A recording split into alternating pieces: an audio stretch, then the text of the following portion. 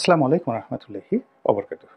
সম্মানিত দর্শক, বাংলাদেশের রাজনীতি জটিল থেকে জটিলতর হচ্ছে এবং এতটা জটিল হয়ে পড়েছে যে এটার কোনো পলিটিক্যাল সমাধান আমার কাছে এই মুহূর্তে আছে বলে মনে হচ্ছে না। যথাসময়ে একটা নির্বাচন হবে, সেই নির্বাচনটা সুষ্ঠু হবে, নিরপেক্ষ হবে এবং জনগণ দল বেঁধে মনের আনন্দে, বিজয়ের আনন্দে তার পছন্দের প্রার্থীকে ভোট দেবে। এইরকম অবস্থা বাংলার কোনো জনপদে নেই।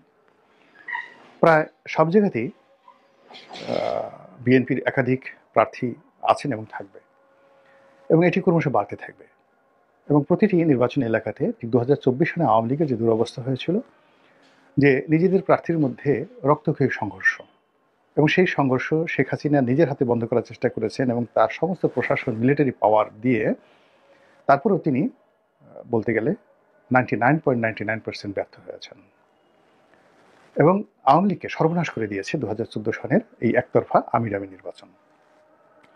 একইভাবে বর্তমান যে পরিস্থিতি, সেখানে প্রশাসনের উপর বিএনপির কোনো কমান্ড নেই এবং দলের প্রতিও বিএনপির যে ওইরকম কমান্ড আছে যে তার কথা মতো সমস্ত স্বতন্ত্র প্রার্থীরা উইথড্র করবে, এরকম মনে হচ্ছে না। ফলে প্রতিটি ক্ষেত্রেই 2জন 3জন 4জন 5জন করে শক্তিশালী প্রার্থী দাঁড়িয়ে যাবে এবং তারা মরে যাবে, একে অপরের জন্য জীবন দিবে, মানে প্রতিপক্ষের জন্য জীবন দেবে, কিন্তু নির্বাচনে মাঠ ছাড়বে না। এটি মারাত্মক প্রতিক্রিয়া তৈরি করবে বিএনপি নামক দলটির অস্তিত্বে।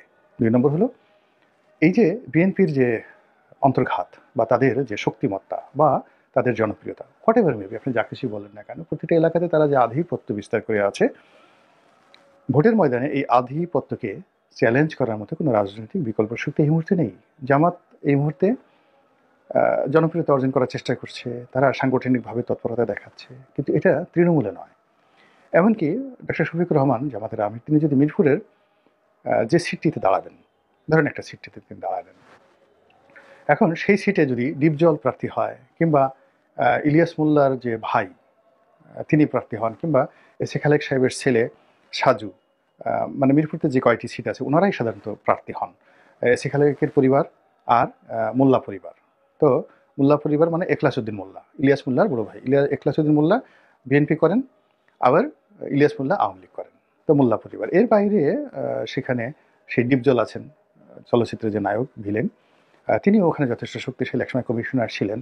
তো এই 3জন মানুষকে, অর্থাৎ সাজু সাহেবকে, অর্থাৎ এস এ খালেক সাহেবের ছেলে সাজু সাহেব কিংবা তার বড় ভাই মহসিন, মহসিন তো এখন আসবে না, সাজুই হয়তো ইলেকশন করবেন। তো সাজু সাহেবকে, এখলাসউদ্দিন মোল্লাকে বা ডিপজলকে নির্বাচনের ময়দানে জামাত শত চেষ্টা করে মিরপুরের মতো জায়গাতে তারা দাঁড়াতেই পারবে না। ধানমন্ডির কথা চিন্তা করেন, সেখানে অন্তত 5জন প্রার্থী আছে বিএনপির, ধানমন্ডিতে 5জন প্রার্থী আছে এবং এদের অর্থবিত্ত ক্ষমতা সবকিছু আছে। মতিঝিলের কথা চিন্তা করেন, কোথায়, মানে ব্যাপার হলো এমনি আপনি জনপ্রিয়তা দেখাচ্ছেন, অনেক লোক আপনার আসছে, বাইতুল মাকরমে বড় বড় মিটিং হচ্ছে, কিন্তু নির্বাচনের ময়দানটা সম্পূর্ণ আলাদা। যখনই নির্বাচনের ময়দানটা যাকে বলে প্রতিযোগিতা শুরু হয়ে যাবে, পুরো জিনিসটাই বিএনপির নিয়ন্ত্রণে চলে যাবে এবং সেই যে নিয়ন্ত্রণে চলে যাবে, মাঠে কোনো প্রতিদ্বন্দ্বী নেই, এটি বিএনপির জন্য মারাত্মক বিপর্যয় হয়ে পড়বে, আইন শৃঙ্খলার জন্য মারাত্মক বিপর্যয় হয়ে পড়বে। নির্বাচন পূর্ববর্তী সময় এবং নির্বাচন পরবর্তী সময়ে কয়জন বাঁচে, কয়জন টিকে এবং কী পরিস্থিতি হয়, এটা নোবডি নোজ। 1। 2 নম্বর হলো যে নির্বাচন পূর্ববর্তী সময় এখন প্রতিদিনই পরিস্থিতি অবনতি হচ্ছে, আইন শৃঙ্খলা, শিক্ষা প্রতিষ্ঠানগুলোতে অস্থিরতা, অর্থনীতি একেবারে খুবই খারাপ অবস্থা। তারপর রাজনৈতিক দলগুলোর মধ্যে বন্ধুত্ব বন্ধন এটি গড়ছে না, বরং যাকে বলা হয় একুল ভাঙছে অকুল, মানে আর গড়ছে না, শুধু ভাঙছে, শুধু ভাঙছে আর ভাঙছে, বিশ্বাস, ভালোবাসা সব কিছু। এবং আমরা প্রথম দিকে যেটা মনে করেছিলাম যে ইসলামিক দলগুলো সব এক হয়ে যাবে, অর্থাৎ জামাত, হেফাজত, চরমোনাই সব এক হয়ে যাবে, কিন্তু এখনো পর্যন্ত তারা মৌখিকভাবে কথাবার্তা বলছে, দেখা সাক্ষাৎ করছে, কিন্তু এক হওয়ার মতো কোনো ঘটনা ঘটেনি। তো এই অবস্থাতে যেটা হলো যে পুরো রাজনীতির হিসাব নিকাশ প্রতিদিনই পাল্টে যাচ্ছে, আর পাল্টে যাওয়ার কারণে সাধারণ যারা মানুষ রয়েছেন তারা আতঙ্কগ্রস্ত হয়ে পড়ছেন। অনেকে বলছেন যে এটা তো পলিটিক্যাল কোনো সলিউশনে যাবে না, আবার একটা 1-11-এর কথা বলছেন, আবার একটা 2-11-এর কথা বলছেন, কেউ কেউ সেনা শাসনের কথা বলছেন। তারপরে আবার অনেকে ওয়েলকাম জানাচ্ছেন যে এর পরিবর্তে এই এখন যে অস্বস্তিকর অবস্থা যাচ্ছে, এর সাথে বরং সেনাবাহিনী সরাসরি যদি ক্ষমতা নিয়ে 5 বছর চালায়, অসুবিধা কী?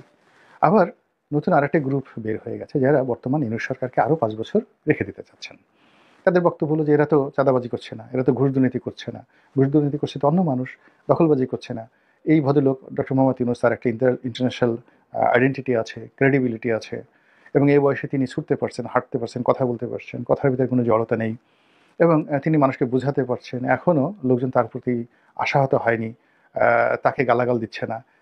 আওয়ামী লীগের লোকজন গালাগাল দিচ্ছে, কিন্তু তাকে ইন জেনারেল পাবলিক এখনো পর্যন্ত তাকে কিন্তু কেউ গালাগাল দিচ্ছে না। বরং যে সমস্ত ইসলামী বক্তা তাকে সুদখোর বলে ওয়াজে খুবই বিশ্রী ভাষায় গালাগাল করতেন, এখন তারা তাকে দেবতা হিসেবে বা তাকে অলি আল্লাহ হিসেবে চিহ্নিত করার জন্য নানা রকম বক্তৃতা বিবৃতি দিয়ে যাচ্ছেন।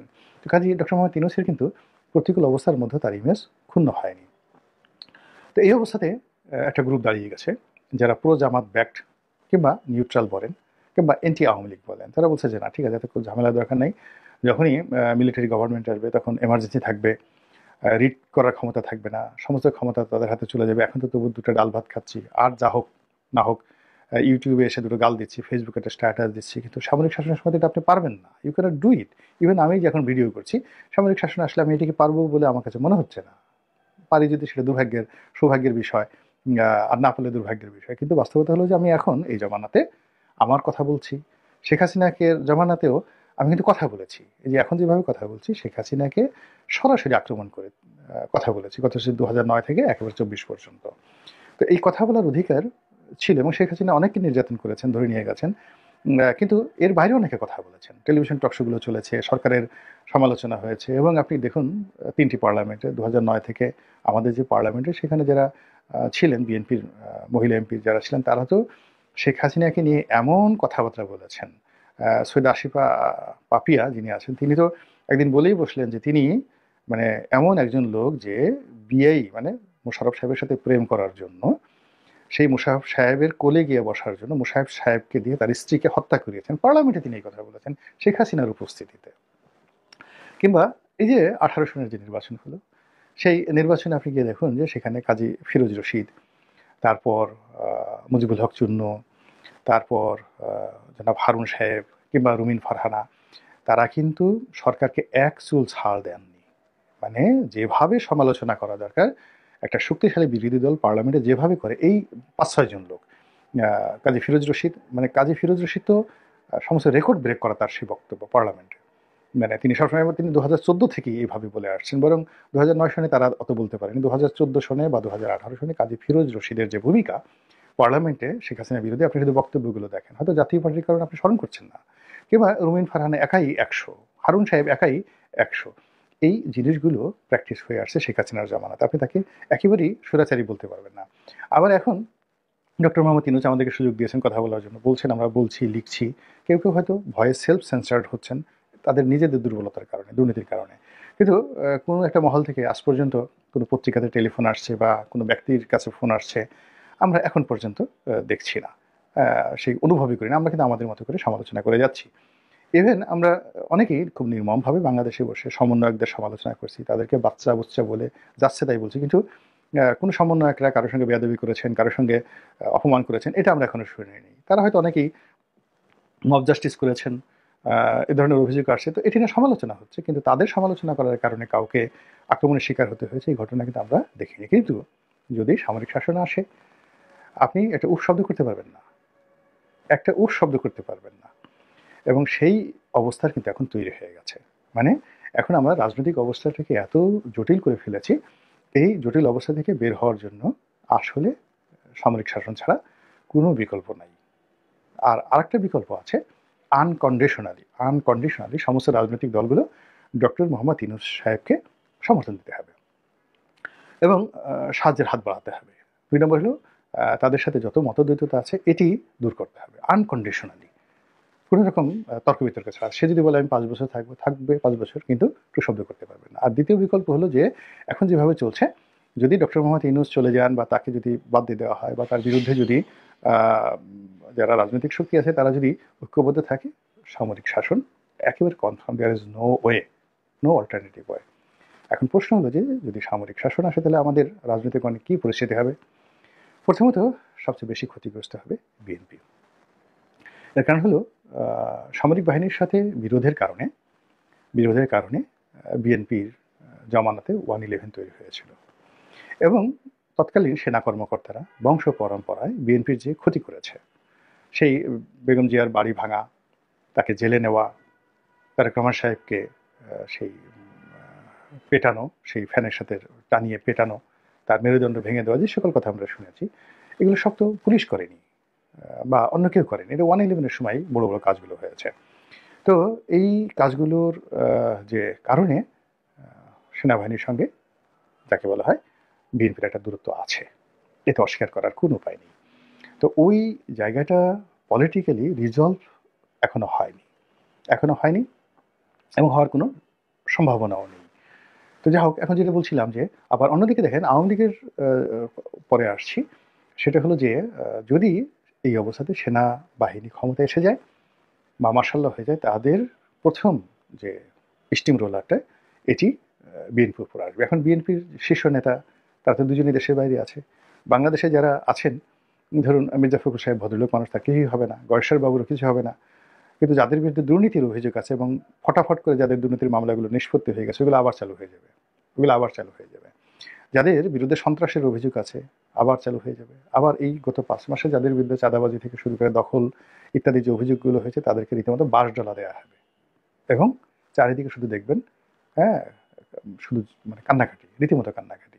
এবং সেই কান্নাকাটিতে বিএনপি নামক যে দলটি কি বিপদের মধ্যে পড়বে, এটি সামরিক শাসন, মানে এর সাথে না খেয়ে থাকা ভালো, এর চেয়ে ডক্টর ইউনূসের অধীনে 100 বছর থাকা ভালো, এর চেয়ে আবারও যদি শেখ হাসিনা এসে আরও 10 বছর শাসন করে তবুও ভালো, কিন্তু সামরিক শাসন মোটামুটি বিএনপিকে একেবারে মাটির সঙ্গে মিশিয়ে দেবে। এটা হলো আমার অ্যাসেসমেন্ট। এখন বিএনপি থেকে কীভাবে নেবে বা না নেবে তার ব্যাপার। দ্বিতীয়ত, বিএনপি এই অবস্থার প্রেক্ষিতে যদি সামরিক শাসন আসে, জামাতের জন্য পুয়া বারো, সেটা 2 বছর থাকুক, 5 বছর থাকুক, 10 বছর থাকুক, জামাত কখনোই সামরিক শাসনকে তারা মানে যাকে বলা হয়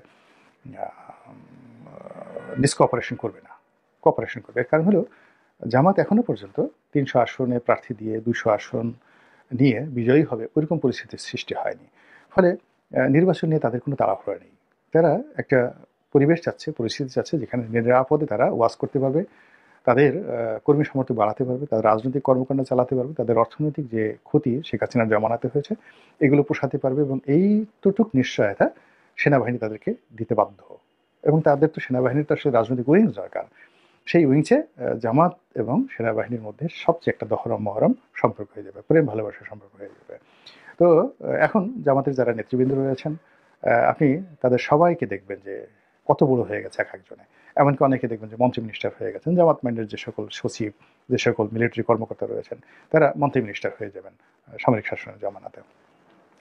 আর আর্মির শাসন আমল হলে যাকে বলা হয় রীতিমতো ঈদের আমেজ শুরু হয়ে যাবে আওয়ামী লীগের মধ্যে। এর কারণ হলো আওয়ামী লীগ যে কাজটি করেছে সেটা হলো এখন তারা এই যে সেনাবাহিনীর কিছু কর্মকর্তাকে গালি দিচ্ছে, কিন্তু সেনাবাহিনীর যে মূল চেইন অফ কমান্ড থেকে শুরু করে তাদের যে রিক্রুটমেন্টগুলো, যেটা অত ডিটেলস বললাম না, অনেক কর্মকর্তা থেকে শুরু করে পুরো সামরিক বাহিনীকে আওয়ামী লীগ যে সুযোগ দিয়েছে, সুবিধা দিয়েছে, পুরো ক্যান্টনমেন্টগুলোকে আধুনিকায়ন করার জন্য যা কিছু করেছে, সেটি সাবেক যে সেনাপ্রধান ছিলেন সেই যে তিনি তখন বোধহয় লেফটেন্যান্ট জেনারেল ছিলেন, যেটাকে সিজিএস বলা হয়, এরকম পদে বা কোনো একটা পদে ছিলেন। তার একটা সাক্ষাৎকার দেখেছিলাম, তিনি বলেছিলেন যে শেখ হাসিনার কি দয়া, আমাদেরকে তিনি 3 বেলা খেতে দিচ্ছেন, আগের কোনো আমলে আমাদেরকে ঠিকমতো খেতে দেওয়া হতো না। মানে সেনাবাহিনীর নিয়ম হলো 2 বেলা রুটি খেতে হবে, 1 বেলা ভাত খাবে। তো শেখ হাসিনা এসে নিয়ম করে দিয়েছেন যে 3 বেলা এখন থেকে আপনার ইচ্ছে করলে ভাত